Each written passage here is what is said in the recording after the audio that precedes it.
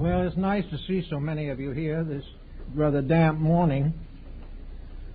And we come to the end of another year with much to be grateful for, but not quite prepared for the great leap into the next century.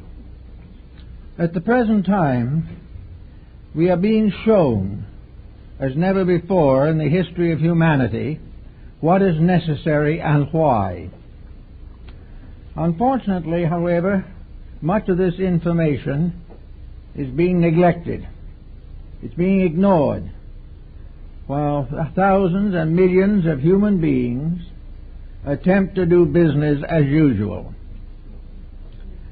We therefore feel that it is important to conceive and consider the problem of religion in the next century. In the 19th century, it accomplished some good, but a great deal of misunderstanding. And we have continually confused religion with theology. They are not the same thing. They are not even intimately related. Theology is a concept of systems. Theologies are systems of worship, but they do not necessarily have any foundation in the philosophy of religion. Religion is a large term to include all human beings as essentially descended from one spiritual source. Theological thinking is different.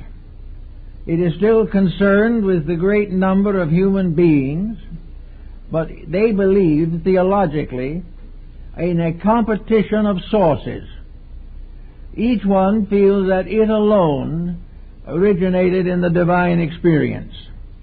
They continue centuries after century to compete for which is the holiest among them.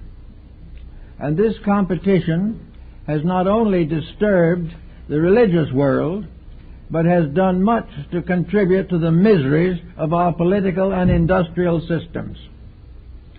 We are very largely divided in our convictions about the realities of things.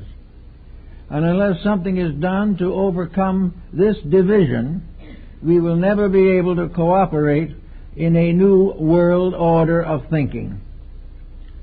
As a result of being ordained to the ministry in 1922, I think I have a fair experience of what is happening and what has happened in the theological sphere. We are still massively divided. We are still attempting to convert each other from one sect to another. Each group believes firmly that it has the direct wire with the infinite. And in addition to these group assignments, we have major world religions which are in conflict and are continuing to emphasize the infallibility of their own beliefs above all other convictions of human beings. This, in a way, is very silly. I remember in the Juvana Masjid at Delhi, the great Muslim mosque, an attendant of the mosque took me through the buildings. And he spoke English and was therefore considered to be a proper guide. As we were leaving, he turned to me with a smile and he said, "You know, I don't believe that Muhammad could get in here." Everything was tied up in beliefs, tied up in sanctions, sanctified statements, sanctified not by truth, but by the authority of a descent of hierarchical personalities. It is the same everywhere. And the sad part of it all is that there is and can be only one religion. There never has been but one. And it is the evolution of this one that has given the impression of manyness. We are still worshipping the same as our remote ancestors with their totems and with their ancient witchcraft. It is simply that religion has grown up through the believers until today it has ascended about as far as a divided acceptance can take it. We are not a different belief from the Greeks or the Romans. We have simply added or unfolded the theology of that time and created the theology of this time. The problem that we are faced with is to find the religion of the future, to find where we must go from here to make religion work in our world. Religion is essentially man's inward conviction of the reality of a divine power. Religion affirms that the final and ultimate authority for existence is a divine power. Now, to some this power is a being, to some it is a principle, to some it is a law, and to some it is a mystical experience. But in every case, we affirm that the evolution of the world is real, and that this evolution is the unfolding of a divine principle through all the avenues and attitudes and paths of human life. This religious unfoldment includes art, music, literature, economics, philosophy, politics, everything. It is all one reality growing up in an unbelieving world. Now, as long as nature will control these things, as long as the human being didn't exist, nature went along living its own rules. It never broke its own laws. It never attempted to. It simply unfolded its principles and its policies according to a pattern or principle resting in a divine power. When the human being came along, he was appointed as a gardener in this great world of human and superhuman achievements. He was supposed to take care of this garden and to bestow upon the law an understanding of the purpose of it, so that the flowers and plants and trees that grew would gradually come to know why they grew, and how they could prevent their own growth. Gradually, mankind took over. But instead of seeking in the laws of nature for the solution to natural problems, he sought within human competition for the answers to problems which that competition could not bestow. So we have today a world with several great religions, most of them essentially morally good. There's a little chapel, or used to be, whether it's there now I don't know, on the side of the Mount of Olives in Jerusalem. I went there, and in that little chapel were the Ten Commandments on tablets in many different languages, all essentially the same. The virtues of one faith are the virtues of all faiths. The religion philosophies are all part of one teaching. And it is impossible to divide the truths of spiritual reality without, in a sense, tearing apart the single and simple garment of reality. We are all part of one great purpose, and nearly every religion recognizes this purpose, recognizes a divine principle at the source of life, and that this principle finally will and must be obeyed. Now, as materialism developed in society, the individual began to strengthen his own ego and weaken the universal plan. He decided that he could make history, when in actual history was only his own mistakes.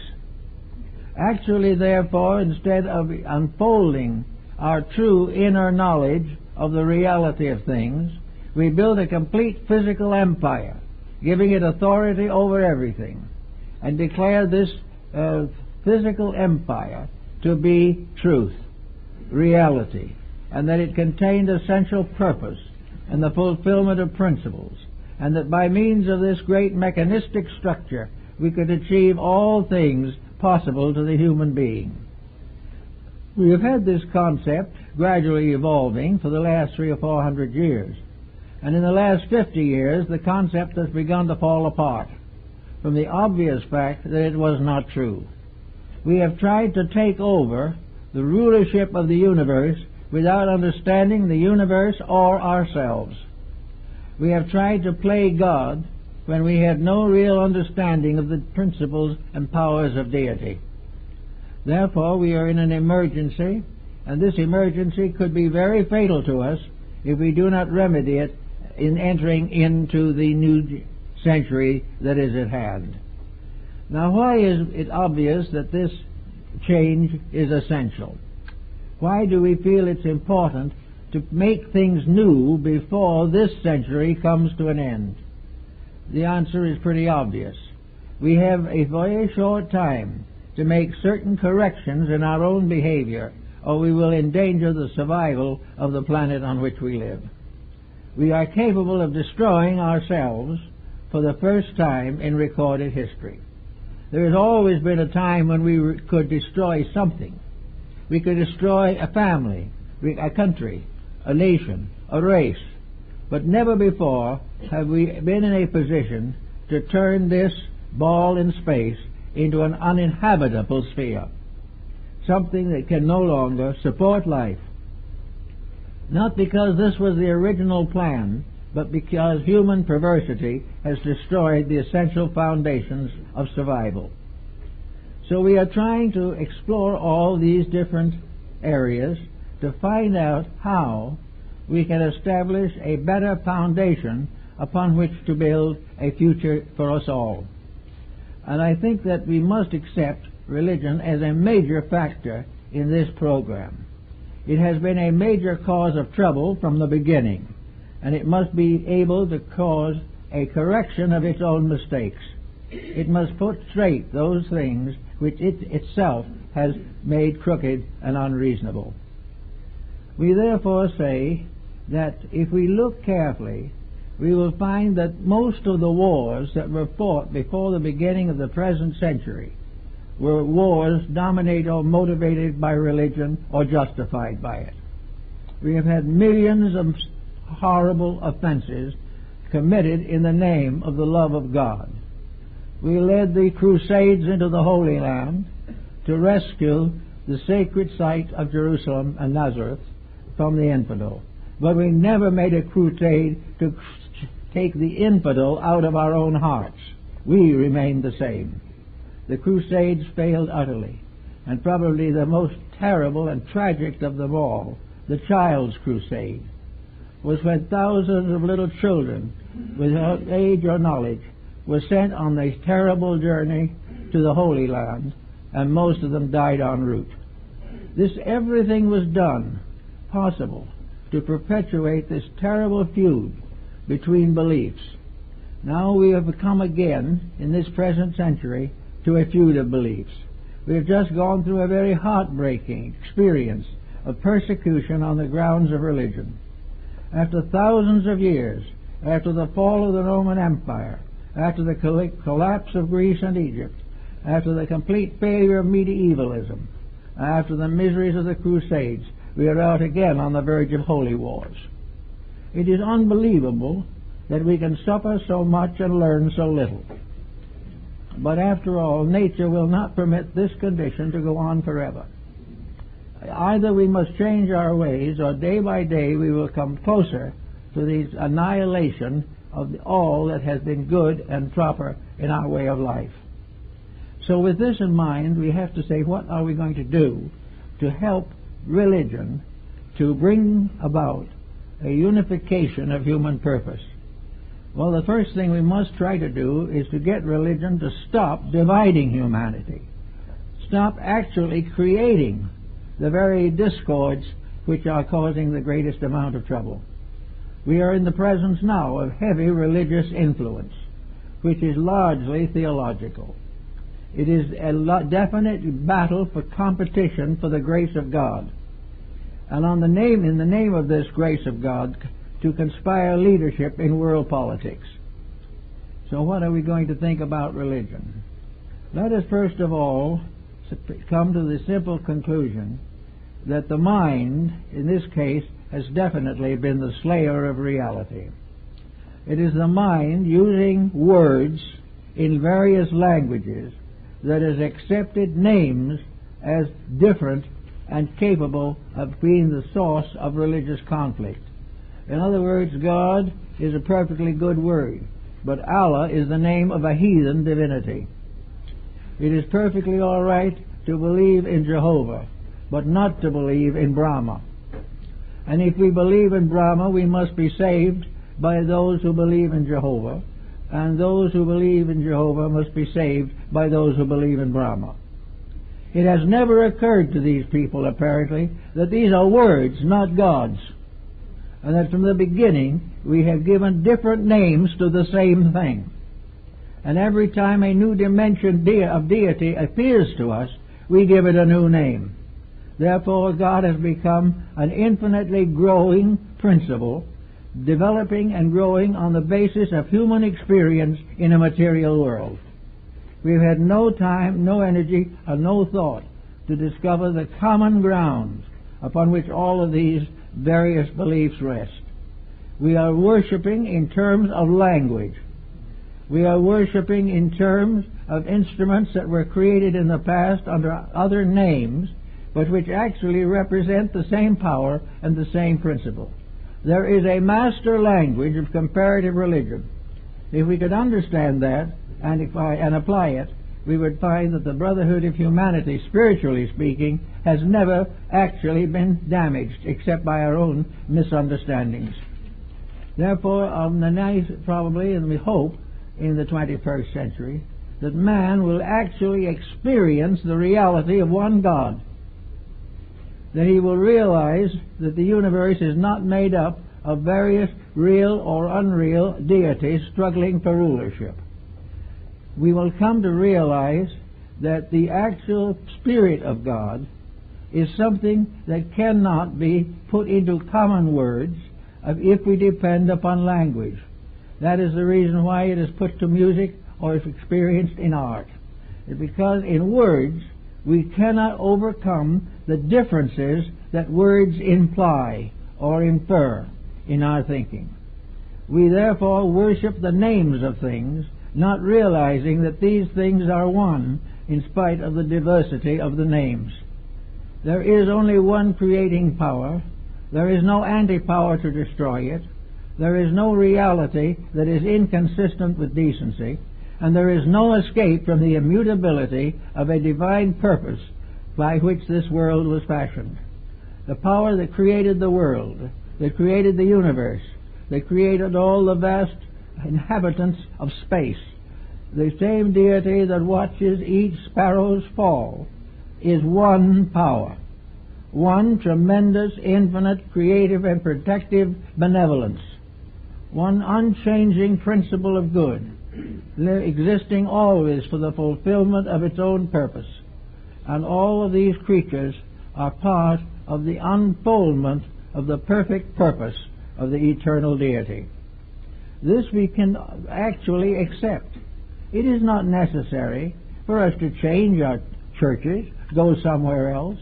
We are perfectly entitled to attend such worship as we desire. But let us strive to achieve the realization that the person in the other church is worshiping the same God under another name. We've got to get rid of the mythology of the past in which all the gods in heaven are fighting all the nations of the earth. There are no fighting gods over the cities of today as the deities battled over the walls of Troy.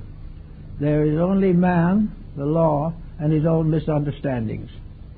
These misunderstandings have been sanctified and justified by actively creating creeds to perpetuate misunderstandings. And to some degree at least, nearly all denominations permit the perpetuation of some type of misunderstanding. They acknowledge and admit differences in basic principles, and these differences are creedal. But these creedal differences have no reality in the presence of truth. So we are going to try some way to create a concept of truth to carry forward into the new century at hand. And among all the problems that we face is the greatest of all the experience of religious unity. We've got to find some way of discovering that the heavens above us are not at war with themselves as well as with the earth. Now, when we try to achieve this type of unity, I think that probably the best way to approach it is to realize that there are two ways of finding God. That is, there are the ways of worship and the ways of mysticism and revelation. Religion will never be complete for the individual until he perfects it within himself. He cannot find the security that he needs in the world around him or in the teachings of the world around him. We all know, and in my years of experience personally, we know perfectly well that the average person is not really actually living what he says he believes. He claims to believe that he is part of one family, but he is just going through his third divorce. He believes that his children should be brought up right, but they did interfere with his own activities, so he forgets or ignores them. He believes that we should have marriage, so he doesn't marry. All these things we do every day, claiming that there are laws that are real, but these laws interfere with the most important thing that we cling to, and that is the concept of the right to do as we please. The individual believes firmly that he is free to be himself at all times, regardless of the consequences of this freedom upon those around him. In the last analysis, the only individuality of which we are capable, the only freedom that we have, is the freedom of mistake. The reality is there is no freedom. There is no need for it. How can you escape from truth? Why should you want to? The only reason the individual attempts to escape from reality is because he has an unreality of his own that he wishes to cherish. He wishes to do as he please in a world in which he must do as he should, or else suffer. We see around us today the infinite consequences of personal selfishness, personal ambition, personal corruption, and we also see that it is leading us inevitably to an end that we do not even want to think about. We thought we had come to the end of it with nuclear fission. Now we realize that there's another end we haven't even guessed at, and that is a possible world conflict in germicides, in plagues, in pestilences, which we can manufacture to destroy each other. This type of thinking should sober somebody. It should represent another step in man's final determination to destroy himself and his world. Now, all of this is not really due to the fact that everybody is bad. It is not due to the fact that some demon is whispering in our ear to contribute to our corruptions. It is simply due to certain basic attitudes which the human being has carried with him since the beginning of his existence, which he has been warned of 1,000,000 times, but continues to practice at the extent of the common good. These mistakes invariably and inevitably lead to his own misfortune, his own miseries, his own death, but he never realizes that he is the cause of them and the only one who can cure them. In other words, if we wish to survive as a world, we've got to stop the happy, pleasant, self-satisfying way of self-destruction that we are now following. We cannot keep on watching terrible television. We cannot keep on watching all the corruptions of society and learning nothing from them, and under temptation doing the same thing ourselves. The time has come that we've either got to discover a spiritual value in our own natures and do something about it, or we're never going to be able to build this new world that we so gravely hope to find. We have to begin right now to start a new attitude towards values. Now, what do we really need at the moment? We need what most of the socialist countries are now discovering. They are discovering that without ideals they are going to go down. Most of the so-called successful communistic states are in desperate trouble. And the only thing that can take them out of trouble is the thing they have denied, a creative idealism and dedication to principle. The principles they tried to dedicate themselves to were so far down on the list of realities that they could not possibly accomplish the end that was desired. Therefore, we now find, actually, on almost all levels, a bankruptcy of materialism. Very closely with it, the bankruptcy of the cause of it, economic profit abuse. All these things are here. They're getting worse, and we've got to do something about them if we wish to hand this planet over to the 21st century with some hope of survival. We also are now building into our lives, into our world, small children who must face this. We may be with them for a while to help them, but the world is going to inherit the substance of our mistakes, and it's about time for them to inherit a legacy of value rather than a legacy of decay and pain. So we're going to do something about our religions. We're going to start in recognizing that each one of us must, in his own way, make his own statement of constructive belief. He has to make this statement to himself, he has to mean it, and he has to live by it. He has to either believe that there is a divine principle of good or does not believe this. If he does not believe it, he must be willing to face the consequences of that agnostic or atheistic acceptance. What will they be, he may ask? And you can answer him very simply. Look around you and see. The mistakes are already bringing a harvest of pain and misery. They are forcing the change of principles. They are leading away from all of this great social experiment that we have talked about, and are leading back to the fact that the individual, the mother, with the small child in her arms, is praying for peace. She does not want to see her child go out and become merely a name on a grave.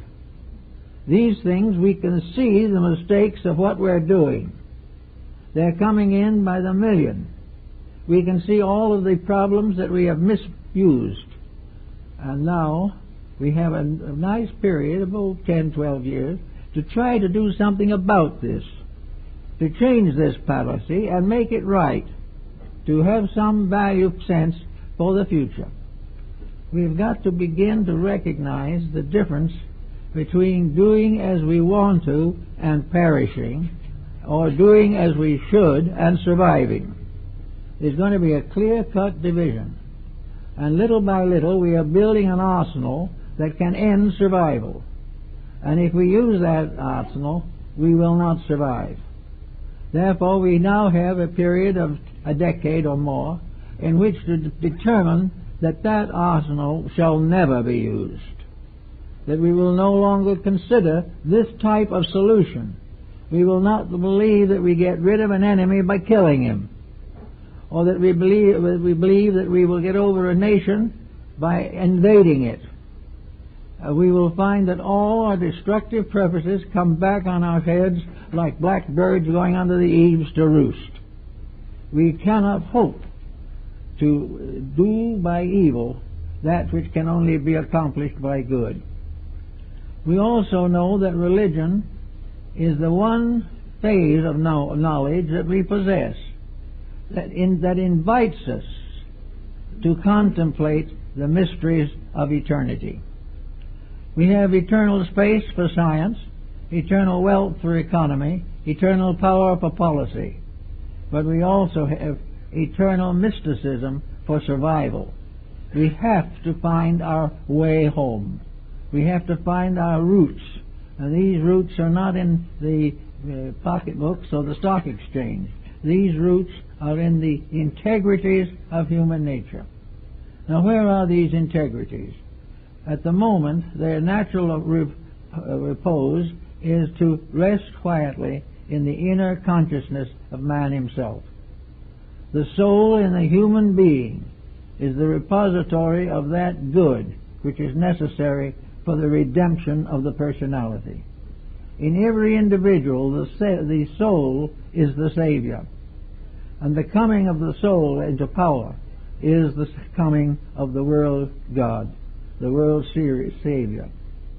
So we know that somewhere within each of us there is locked the divine power to redeem ourselves. This power is our redemption. This is our mysterious deity. This is the power that can transform and transmute, that can raise the dead, cast out evil, heal the sick, and nourish and feed the multitudes. It is all in the soul. And it is the annual birth of the soul in this world, so-called, that is the sacrament of Christmas. It is the Christmas principle that each year the soul restates its authority over the body and life of mankind. In other words, Christmas is a symbol of the annual rebirth of the human soul, or of the divine soul, which is the substance of the human soul. Actually, we are therefore always in the presence of our salvation. We do not have to be dipped or sprinkled in order to be baptized. What we actually have to be is touched by the soul within ourselves. It is necessary that at that moment that this transformation be the transformation of the water into wine, the symbol of the dominance or victory of the eternal over the temporal, the victory of eternity over the illusions of time. All of these things are part of a space religion. We are talking about space conquest. It's time to let inner space conquer outer space. And inner space is soul. It is the most mysterious power that animates everything. It is the soul in the planet, in the sun, in the galaxy. It is the soul in man, and in the beast, and in the little plant in the garden. Everywhere there is a power of life struggling to fulfill itself against the ignorance and darkness and selfishness of humanity. There is no principle of evil. There is only man misusing good. The abuse of the greatest good is the greatest abuse of all. So in trying to get ready for the next century, there are things we've got to do. One of them is we've got to get spiritual values to children. We've got to find ways of getting over the idea that materialism is the security of child life. The only reason why we're leaving or ignoring religion in the teaching of the young is because it will interfere with the victory of corruption. We do not think of it that way. But we know that if an individual has right principles, he will not be exploited on the basis of temptations to corrupt those principles. Therefore, we need some kind of idealistic teaching to bring to us the security of young people's lives. In many nations, this does exist to some degree, but in the so-called world powers, it is all being sacrificed in terms of profit and defense, and the profit is not certain and the defense is impossible. Therefore, we are just drifting along nearer and nearer to a day of judgment that we do not really want to face, even though we ignore the problems involved. So we need something for young people. Now, the most natural and proper thing for young people is not that we shall pass a law. This is one of our ways of escaping virtue, is to pass laws.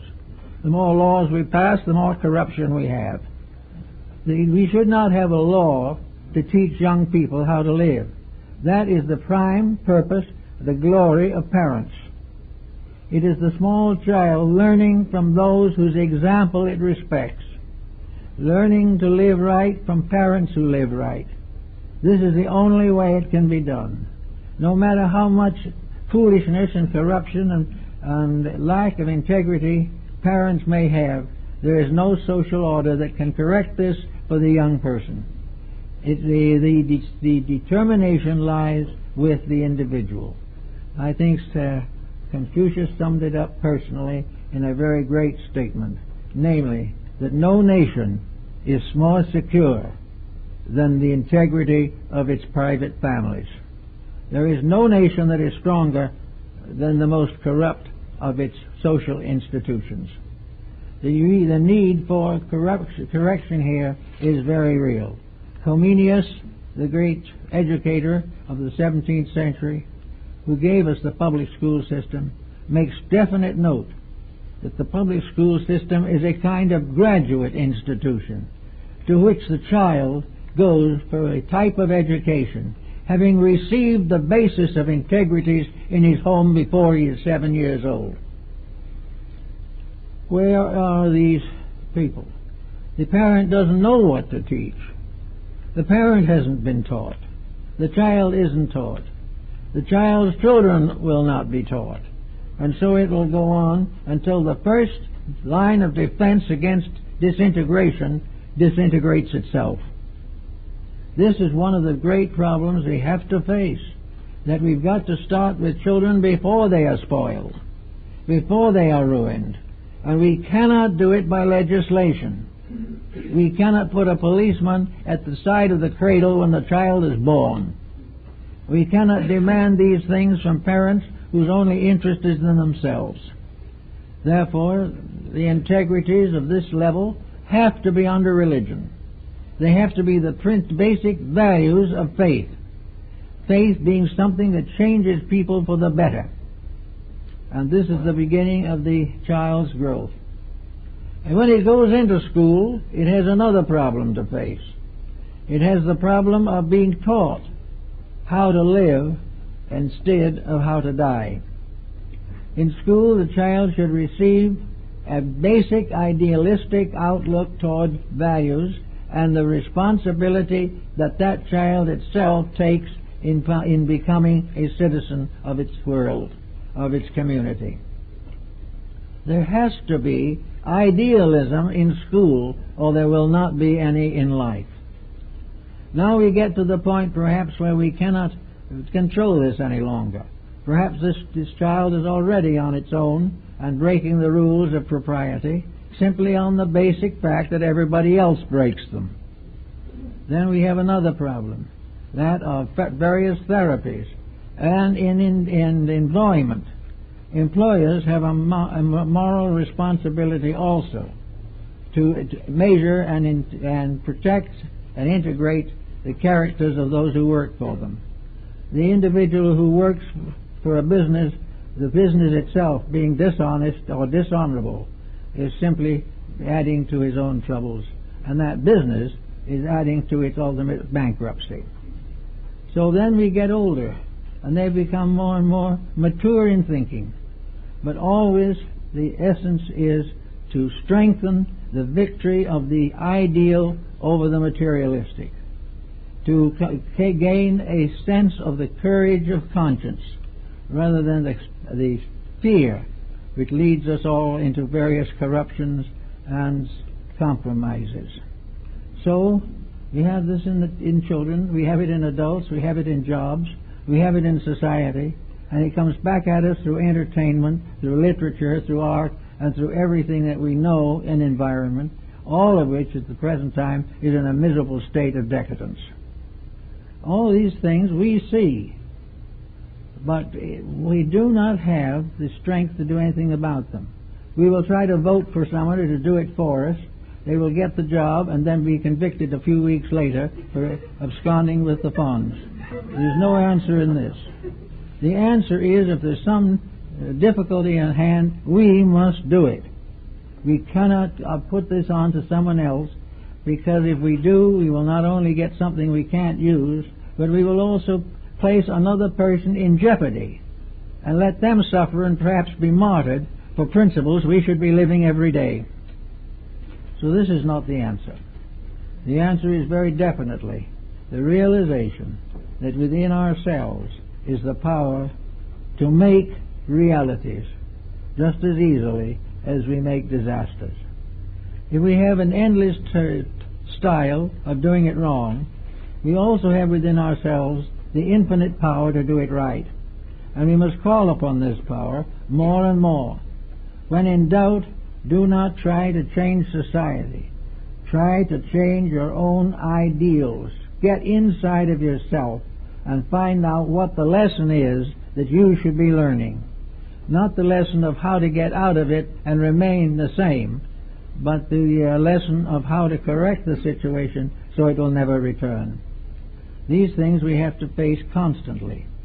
Now, as we come on to the educational system, we go into all of the arts and practices and education, and we come upon another dimension of religion, one that is very favorable, that's very definite, very useful to us, and that is that religion is the power that will give the person the character to do an 8-hour day's work properly. A religion will cause the individual to realize his moral duty to be true to his job, if it is a good job, and if it isn't, get out of it. But the moral and spiritual value is that it makes him an honest worker, an honest citizen, an honest member of the community, an honest voter when the time comes. But the individual must be under the control or under the direction of his own integrity. Now, how does he find this integrity? Well, most of the mystics have come the hard way. They have found integrity through pain, suffering, privation. They have also found it through martyrdom. The way of the Lord is not easy, but it is easier than what is happening now. And while a little happiness now ends to destruction, a little serious sacrifice in the cause of truth can lead to an infinite fulfillment and protection. The individuals who will work together honorably and honestly may be a little poorer in money, but they will not be among those who do the wailing and gnashing of teeth when things go wrong. Actually, therefore, the reformation of all things lies within ourselves. We must find the facts. Each of us is here with a different problem, but we are in a world in which all problems are handled, and we're here in which there is a solution for our problem. Not only a solution, but a fulfillment of growth, integrity, and peace as the result of outgrowing our own stupidity and ignorance. So we have all these things as part of the challenge of religion. Now, there's no reason, however, that we should do all this the hardest possible way. There are ways in which we can simplify situations so that the pains and miseries of growth are far less acute. One of the simplest things we can start with is to get over the idea that a religion has anything to do with its own name. As one of the great philosophers of the past said, there are 72 names for God, but only one God. We've got to learn that in religious practice, the different sects and groups, the maiden religions and the little splinters, all of them have a spiritual code or conviction. And basically, this conviction is identical in all of them. It changes in wording because of difference in language. It changes in customs because of difference in environments. But it remains the same morally and ethically. It always has been and always will be. There has never been a major religion in the world that taught anything except basic integrities. And then, in course and the time, these have been compromised. Various theologies become rich in worldly power. They become glorious. They become splendid and try to dominate all the others. But when it gets up to this stage, it's like the rich man who has more trouble getting into heaven than a camel through the eye of a needle, as we've learned from the Scripture. Incidentally, there is a needle gate, and it was in Jerusalem. And that gate was so narrow that if a camel went through, it had to take off its load. And that was the moral lesson. The camel could get through, but what it had carrying with it could not. To learn that we cannot depend upon what we have to get this thing cleaned up. We've got to depend upon what we are and do it. And when we go in to find out what we are, perhaps we will discover we need a little refreshment along the way.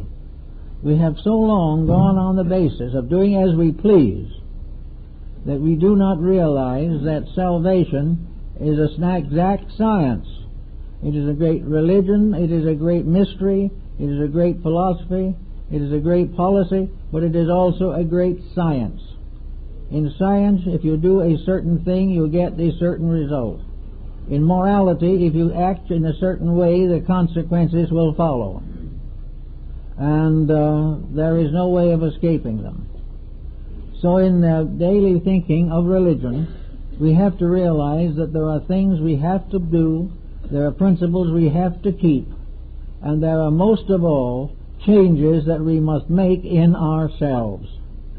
As far as the ancients were concerned, and we've done very little better, there is no essential virtue in membership. No matter what you belong to, you can make the same mistakes, and they're being made all over the world by every believer and all the non-believers also, because the mistakes are simply selfishness. The individual intends to do what he intends to do, and he would like to do it in a way that will enable him to become rich and famous. These motives are present wherever the world changes at the present time. But in addition to this type of thing, we have the definite realization that all these different principles have to be done. How many people do we actually know who believe in the Ten Commandments, and yet at the same time will not almost daily compromise one of them in order to do something they want to do?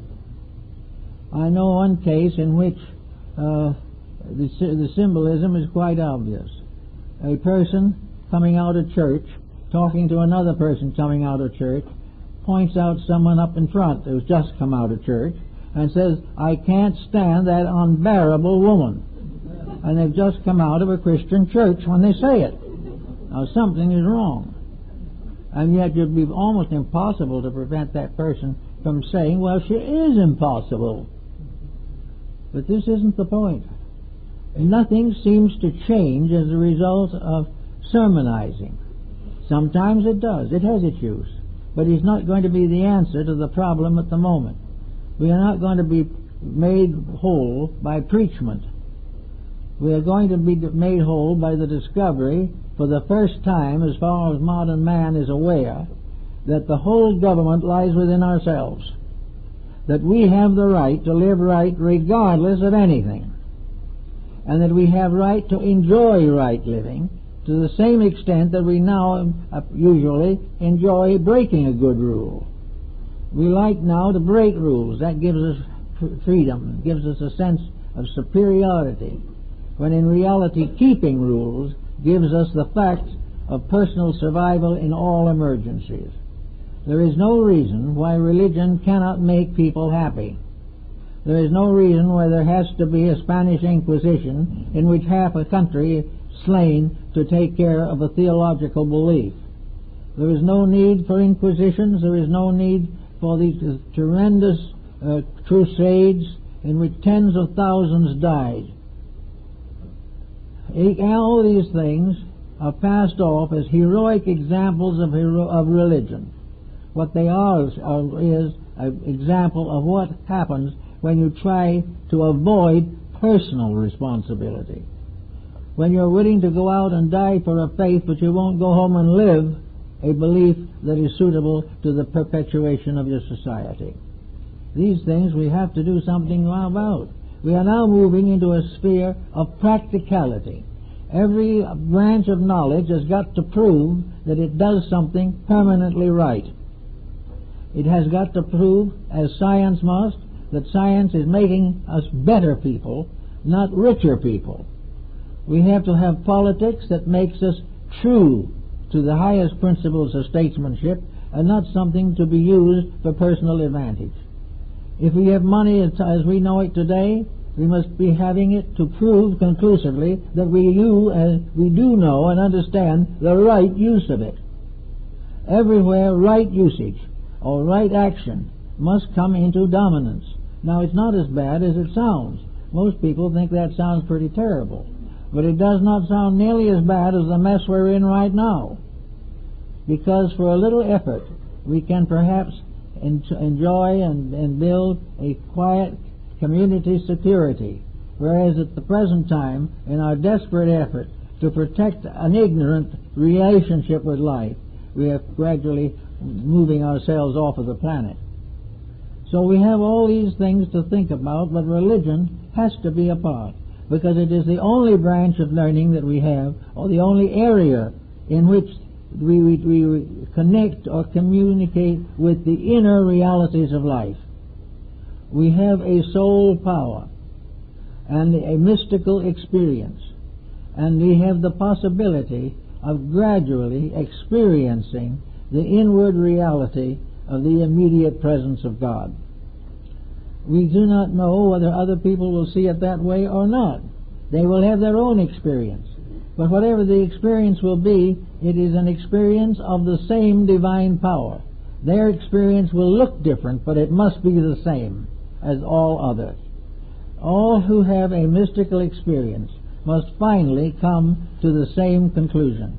And if they come to an opposite conclusion, it's because their own subconscious pressure is permitting them to continue to maintain an illusion. Therefore, if we are right, inside of ourselves there is a power to help us to stay that way and to spread that right and to do as we should with it with other people. If we are unable to make that strong adjustment, then the time has come for us to send our own souls to school. It is time definitely for us to take hold of our own lives and begin to make it straight. If it isn't straight enough for us, then we must make it straight. Usually, however, this isn't the problem at all. We don't have to really reform the soul. The real troublemaker in the whole situation is the mind. The mind is the slayer of the real, says the Bhagavad Gita. And this is our problem. The victory of the mind over the soul is our trouble. The victory of the soul over the mind is redemption. As long as the mind is constantly conspiring for its own advantages, the soul suffers in silence. It is imprisoned within a cage of intellect. It is the servant in which we use it only to support what we want to believe. And under those conditions, the real soul has no chance. A false belief cannot be part of the soul. It must arise in the mind and be supported by the emotions, but it cannot arise from the depths of the consciousness at the source of human life. Behind everything that we see and know and experience, there is a spark of life. What that spark of life is, no scientist has dared to guess. That spark of life is in the stars, in space, in the infinite. Where it comes from, no one knows. But it is an infinite spark of infinite life. And a little ray of that spark shines in the soul of every person. This does not mean that every person has a separate spark of God in them, but it means that all persons together are one person with one spark of one God, regardless of what they think, believe, or try to do. But there is this power within us that does all kinds of wonders for all kinds of creatures. It puts the color in the wings of butterflies. It gives the urges to life and expressed through plants, through flowers, through everything. There is only one life, and that one life is orderly, that one life is lawful, that one life has only one purpose, the perfection of all that lives. And either we find out a little about keeping that law, though we may not understand it. If we do not recognize it and obey its laws as they manifest in daily living, we will be in serious trouble. We can never find a human will or a human mind strong enough to protect us when the need for the discovery of soul power comes upon us. We have to have the power of the soul. And this soul is the infinite wisdom, love, and truth of life, which has to come. Now, we've fought it a long time. We see now that the Chinese are beginning to realize that they were wrong.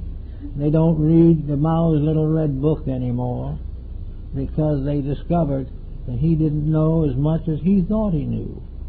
And they thought he knew. But they did not get the answer because Mao could not get down on his knees and pray for light. Now we have the same thing in Russia. Their socialism is tottering, is in trouble. Their system will not work because they have exiled deity, or at least have made deity unimportant in the development of a sociology. So they are in trouble, and they will always be in trouble. Again, every government will be in trouble. And we have troubles here. They have troubles in every country of the world because of the victory of self-will over divine will. They have determined to do things their way, and their way was always in terms of fame and profit. They want to create a world in a sandbox. They have forgotten that the creation process has already accomplished this. We have the world, the best world that there can ever be, if we will make it that way. But this idea that we can change things by ignoring realities is a dead and lost cause. So gradually, in a mysterious way, religion is sneaking back. Ideals are sneaking back. Now we've got another job to consider. They should not sneak back into their old form. They should not go back into the orthodoxies which are no longer acceptable. They should go forward to the realization of the one divine truth at the source of all that lives. They should march forward to the experience of God and not back to rambling over theologies. We do not want more sects to come up. We do not want more pathways to be found to lead us across the bridge. What we really need is the experience of the power of the internal good over the external uncertainty. We need to realize the immediate experience of God is the mystical experience which has been present in all the great spiritual teachers of mankind. They have not taught according to fashion. They have not according to profit. They haven't done it in order to take over countries. They have done it in order to fulfill the destiny of the world soul, as this world soul is expressed in the conduct of human beings and the laws that are established to take care of our society. So we are here again now on Christmas, a Christmas which is very important. We are here to celebrate the annual birth of the soul. We are here to restate our allegiance to that which is eternal. Now it has been natural and useful to almost always think of Christmas as a child's holiday. We think of it when we must remember the little children, and what do we give them? An armful of presents and toys and enough candy to sicken them for a month. We give them all kinds of things everywhere.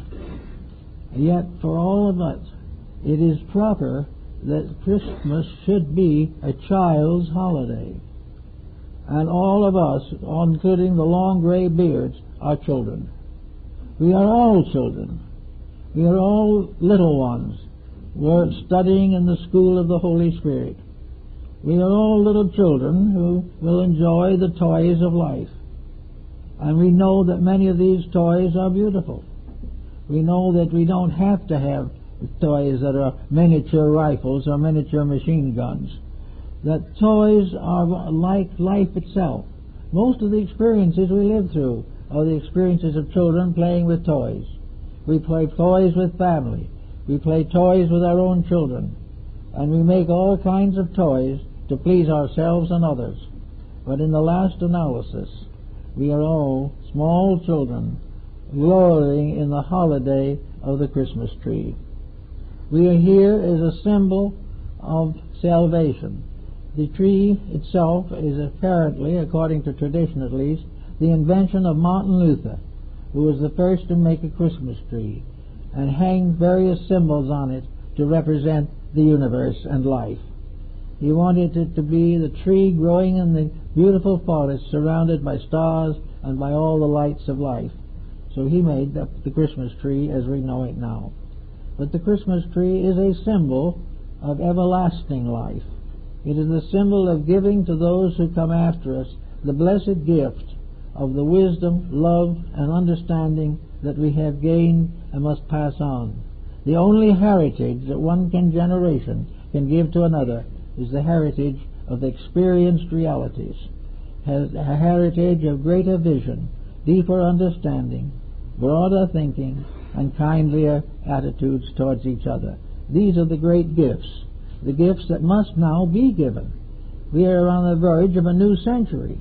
We have a Christmas tree that pretty soon we will remember in relation to the 21st century. We are going to go on, but we should understand what this all means. We are passing on to the future not only our miseries but our hopes. We are passing on to the future the fulfillment of our dreams and aspirations. But we could not fulfill them ourselves because we could not clear our minds of the selfishness, self-centeredness, and ignorance which has afflicted us for the last 2,000 years and probably 10,000 before that. Therefore, what we really have to realize at this time is there is no use passing on to the next generation just our mistakes, or the remedies which we find won't work. We could give them our financial system and they'd go broke.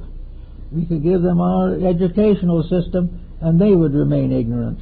There's no use of trying to pass what we have on to the future in just the way we have it. The future will literally die a little sooner, and we will all be a little worse.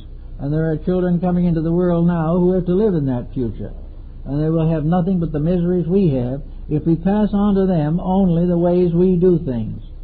If we pass on to that generation nuclear fission, if we pass on to that generation poison gas, or world bankruptcy, or feuding of nations, or the amassing of evils, or the massacring of hostages, all these things will be a terrible thing with which to blight the future, to blight the unborn years of the ones who are coming in now. What we must try to convert to them or convey to them is soul power. We must prove to them for once and for all that we realize we did it wrong, that there is nothing irreparable and nothing terrible about making a mistake. But there is something unfortunate when you make the same mistake repeatedly over a period of ages. Then it gets to be a little ridiculous. We are not going to be blamed for our mistakes. Everyone makes them. The next generation will make its own mistakes, but there's no reason why it should have to make ours. And if we don't do something in the next 10 or 12 years, we're going to pass on something that is as dismal and unsolvable by us as we think it should be solved in some other generation. There is no reason to hope that we can do nothing but pass on a system which we have lost faith in and which is no longer protecting us from the dismal results of our own wrong attitudes. We've got to start in by giving them a little bit of a cleaning up. We've got to give them a little Christmas present too, a little symbol of the fact that we have seen, that we have known, and that we have begun to understand the mystery of the victory of soul over mind and body. We are going to have to give them an example of what it meant to face a problem squarely and fairly and solve it to the best of our possible abilities. We want to pass on a better generation than we have known in this century. And in order to do that, we must realize that this is idealism. That idealism is another name for the deepest phase of religious belief. Idealism is the experience of the divine purpose in our own daily lives. It is the recognition of the infinite goodness at the source of existence, which we have constantly denied and which we are daily destroying. All of these things are part of the new age. They are part of the generation that is coming up. And that we are responsible not to give that new generation a hopeless heritage. We are worried now concerning the children born today from parents who are not responsible, who are not properly integrated, who are not even healthy, and certainly do not understand the experiences of the inner life. We are worried about these children that are coming now. How about the ones that will be 10 years old in another 10 years? What are we going to do about that? Are they going to go on perpetuating the mistakes of their ancestors? Are they going to have in their veins blood that is sick? Are we going to find them all part of this running down and falling apart world that we are now suffering from? Or are we going to do something about it? The time is now, and the time is to prepare the legacy. We go out and buy toys for the kiddies. We set up a tree, nice little one like this right here, for our families and our loved ones. We've got to fix up a tree for the Christmas of the year 2001. A tree that contains the flowers of our love and our respect. It contains the wisdom of a repentant people who have suddenly realized the mistakes of ages. We've got to find people in that time who will be able to benefit by our direct and honest affection, by the fact that we are no longer going to make up excuses and have all kinds of wordings to do things, but we're going to straighten it out, and we're going to say to our children, here is a clean world that we have polished a little for you, that we've made it right and straight. Now you keep it that way. But if we give them a world and say to them, we're in horrible trouble, save us, if you'll have to make it right because we can't, we've got another century gone. This means in politics and science and art, music and literature that we should begin to develop soul power. The soul of music is not hard rock. The soul of art is not post-impressionism. The soul of literature is not one of the present popular novels. All these things are part of a decadence which we have allowed and which is gradually destroying us. And we're going to pass this on to another century. We're making a very tragic mistake. We are damning the future for the mistakes that we have made. So instead of that, let's, even if we have to go out of our way a little bit, do a little more than we would normally do, let's try to build into each of our lives as people, as individuals, a new sense of values, an ability to appreciate the good in other people, and a greater demand to appreciate the good in beauty, not to patronize or turn on the TV on things that are unworthy. That we are no longer out for sensationalism. What we're out for is inspiration. We're out for the strength to do something better than we've ever done it before. And as individuals to live our own lives a little better than we've ever lived them before. That we're going to forget the animosities and the excuses. We're going to get over the jealousies and the ambitions that are unreasonable, and gradually try to save this planet from the chaos which is developing in it as a result of our own constant mistakes. In the last 4 or 5 years, nations have fallen apart. We have had a greater amount of tragedy, pain, and misery than any civilized nation should ever be faced with, or a civilized generation. We find all the old hate springing up again. We find the old corruption stepping in. We are faced with narcotics as never before. We are faced with AIDS. We are faced with all kinds of challenges which very largely add up to our own unwillingness to live straight, an inability to control ourselves. And many of these things are the result of the discouragements and disillusionments we have passed on to children and to others who have lost faith in a world of integrities. We cannot afford to pass that on to the 21st century. If we do, we are going to find that skill without light is going to end in chaos. We will have the ultimate invention, but we will not survive it. So we might just as well begin to think in terms of a little peace and quiet, a little gentleness and a kindly garden. We were given a garden and we have made it a graveyard. Not only for bodies, but for dreams, for hopes, for ideals, and for principles. We have taken a magnificent destiny and corrupted it, not necessarily because we were not educated, but because we were not enlightened. These things have to be changed. We have time enough to do it. And there is something that everyone can do, because everyone can start with himself and make sure that he is adding nothing to the common trouble. He can also find ways of expressing the release of his own soul power. The soul power in the individual is the God power in him. In this soul power he can help the sick and the tired and the heavy laden. He can bring peace to the troubled. He can make his own life more constructive. He can end forever the animosities that he has nursed. Maybe they were genuine. Maybe he feels that he was really suffering from the deeds of others. But no individual who suffers only from the deeds of others can go through this experience unless he nurses that suffering with his own mind. He can forgive. We are told to forgive our enemies. We are told to forgive unto 70 times. Well, most people don't make that one time for forgiveness. And certainly by 70 times we should get rid of it. But we don't, because we never try 70 times. Actually, we have got to change the practice of our lives. We have got to be controlled by the soul within ourselves, which is the God in us, the hope of glory. It is the deity in our hearts and souls that is that fragment or that little ray from the eternal life which guards all things. In bodies and in nations and races we are divided, but in soul power we are one people, indivisible.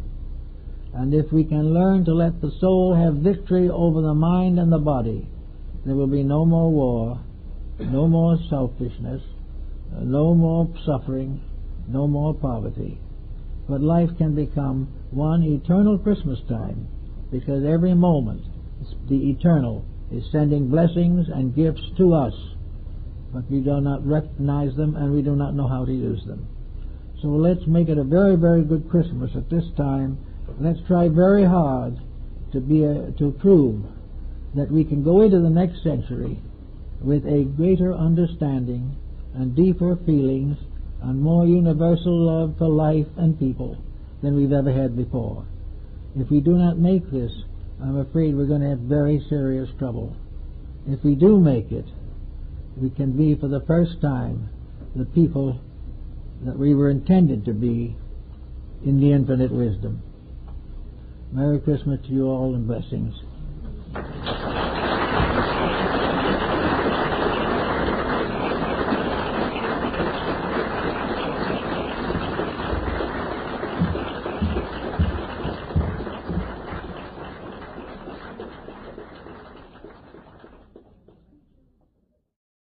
Great purpose, and nearly every religion recognizes this purpose, recognizes a divine principle at the source of life, and that this principle finally will and must be obeyed.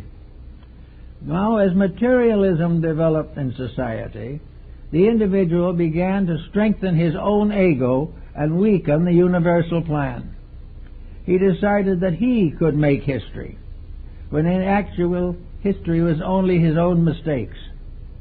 Actually, therefore, instead of unfolding our true inner knowledge of the reality of things, we built a complete physical empire, giving it authority over everything, and declared this physical empire to be truth, reality, and that it contained essential purpose and the fulfillment of principles, and that by means of this great mechanistic structure we could achieve all things possible to the human being.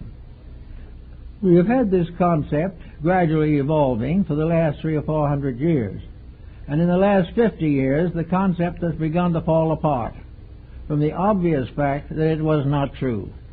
We have tried to take over the rulership of the universe without understanding the universe or ourselves.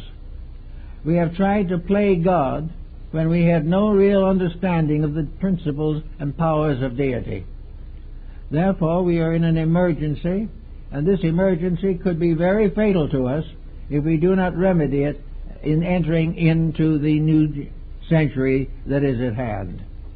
Now, why is it obvious that this change is essential?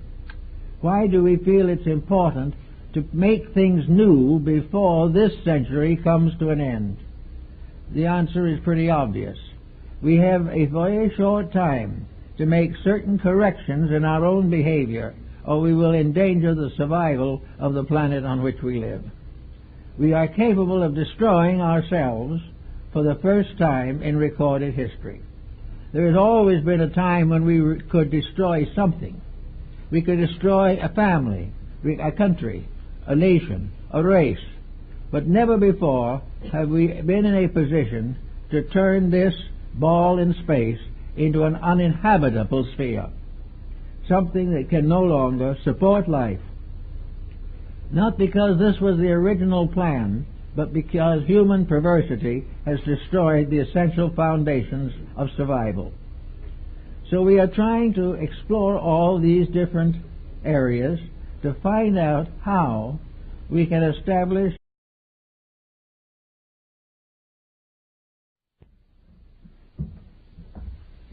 Well, it's nice to see so many of you here this rather damp morning. And we come to the end of another year with much to be grateful for, but not quite prepared for the great leap into the next century. At the present time, we are being shown, as never before in the history of humanity, what is necessary and why. Unfortunately, however, much of this information is being neglected. It's being ignored, while thousands and millions of human beings attempt to do business as usual. We therefore feel that it is important to conceive and consider the problem of religion in the next century.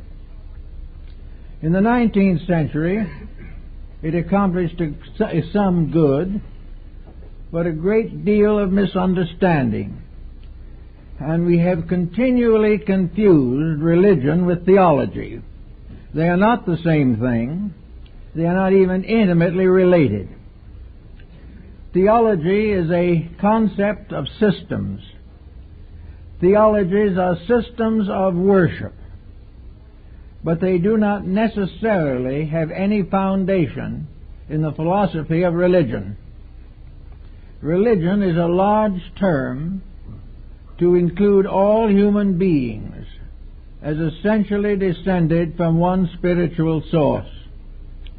Theological thinking is different. It is still concerned with the great number of human beings, but they believe theologically in a competition of sources. Each one feels that it alone originated in the divine experience.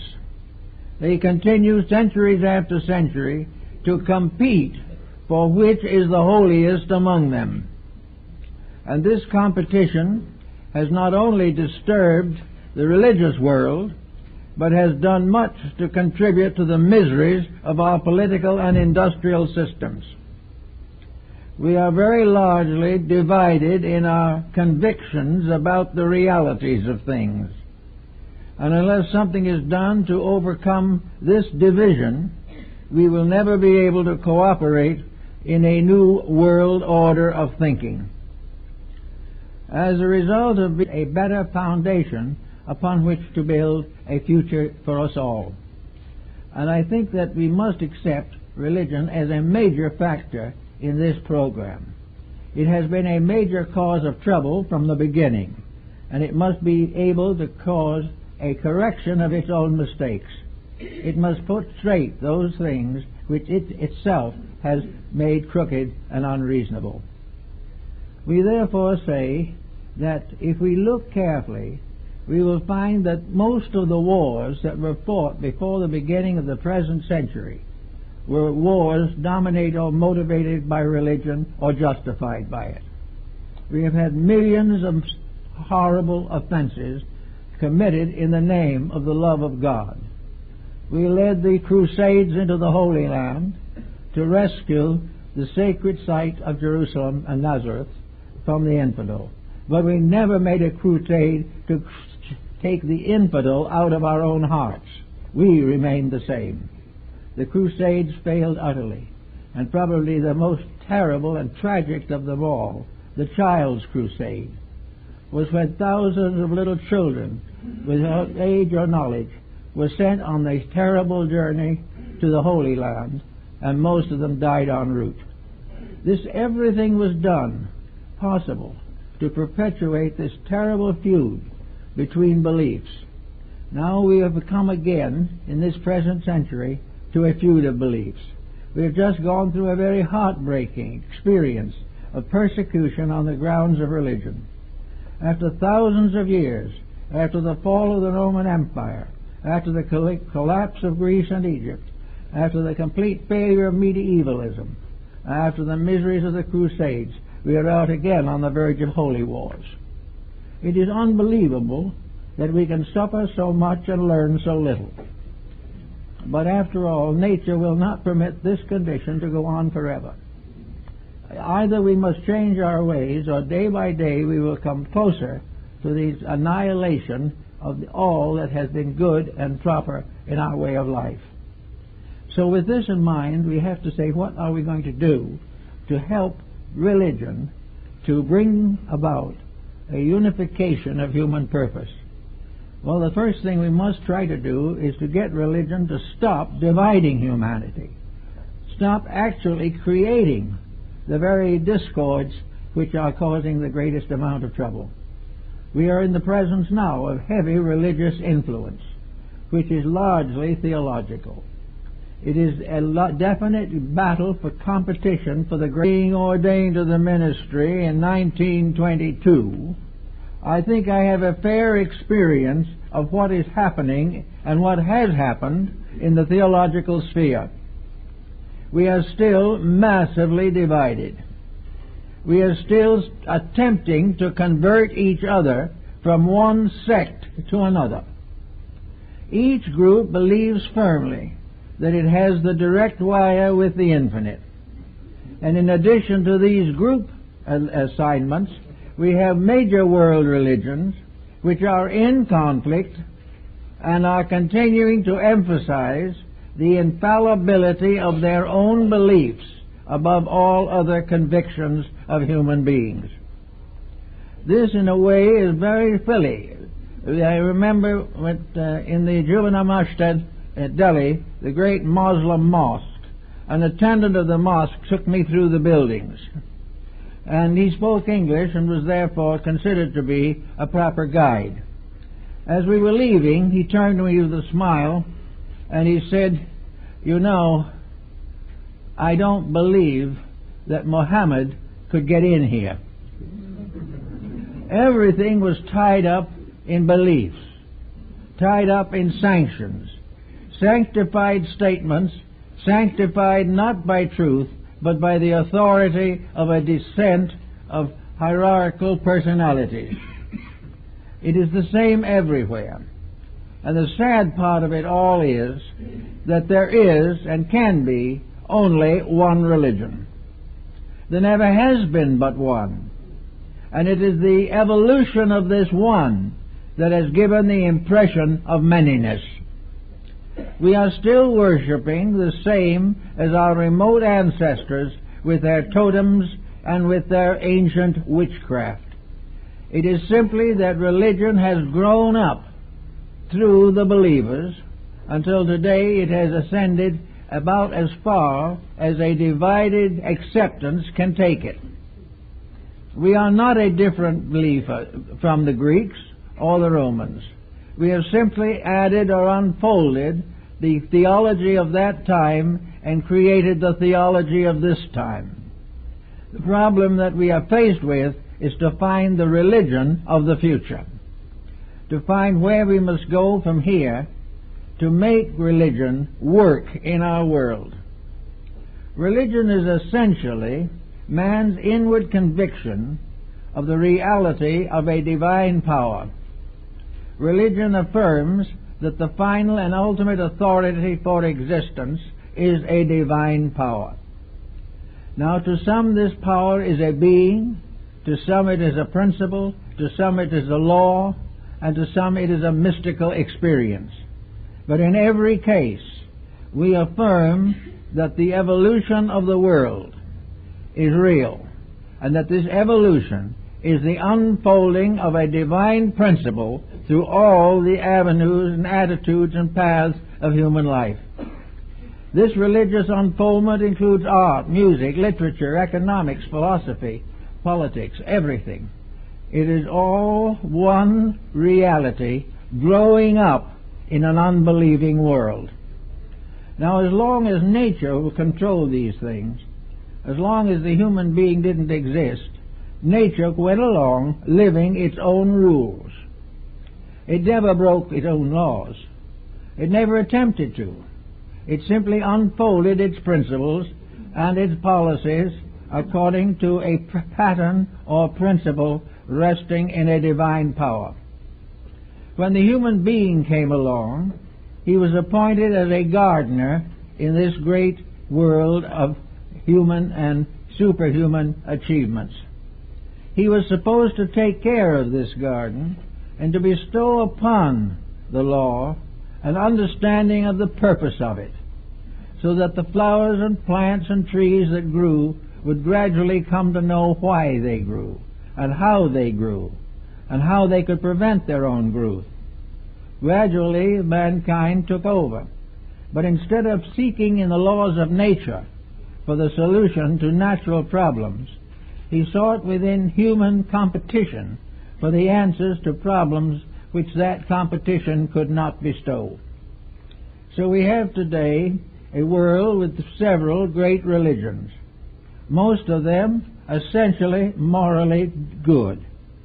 There's a little chapel, or used to be, whether it's there now I don't know, on the side of the Mount of Olives in Jerusalem. I went there, and in that little chapel were the Ten Commandments on tablets in many different languages, all essentially the same. The virtues of one faith are the virtues of all faiths. The religion philosophies are all part of one teaching.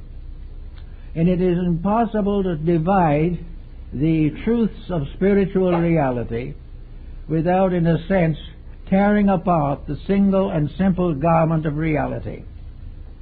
We are all part of one